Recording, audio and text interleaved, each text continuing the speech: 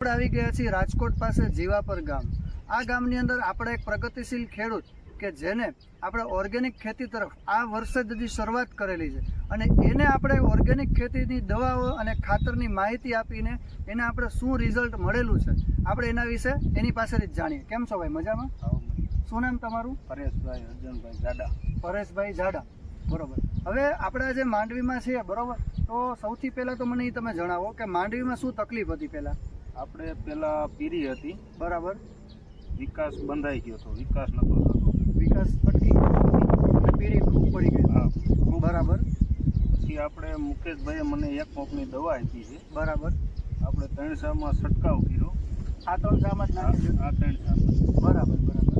એટલે મને 100% રિઝલ્ટ દેખાણું। હા, એટલે આપણે અંજીએ છંટકાવ કર્યો છે, બરાબર છે। જે કાલે છાંટી આખા ખેતરમાં અત્યારે છંટકાવ કરી દીધો? હા, બરાબર છે। એટલે સૌથી પહેલા આપણે 3 ચામાં દવા છાંટેલી છે।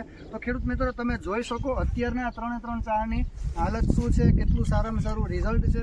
અને હવે હું તમને જે ફોટો બતાડીશ કે જે 3 ચામાં દવા આપી પહેલાં કેટલું રિઝલ્ટ હતું, બરાબર, તો એ ફોટા ઉપરથી તમે અનુમાન લગાવી શકો કે દવાનું રિઝલ્ટ કેટલું જોરદાર છે, બરાબર। અને ત્યારબાદ આ ખેડૂત મિત્રએ પોતાના આખા ખેતરમાં આપણી જે દવાનો છંટકાવ કર્યો હતો, કઈ દવા તમને આપેલી હતી?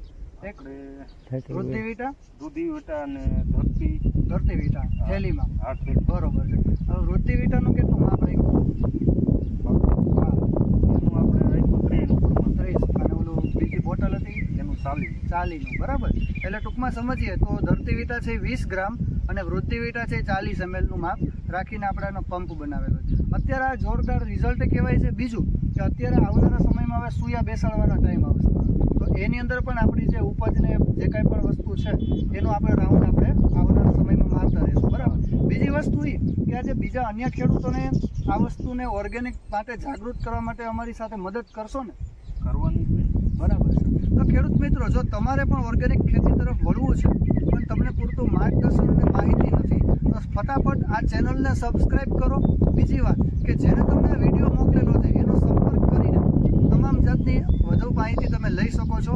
અમારું એક જ મિશન છે, ઝેર મુક્ત ખેતી, રોગ મુક્ત જીવન। Thank you very much. જય ટીમેક્સ।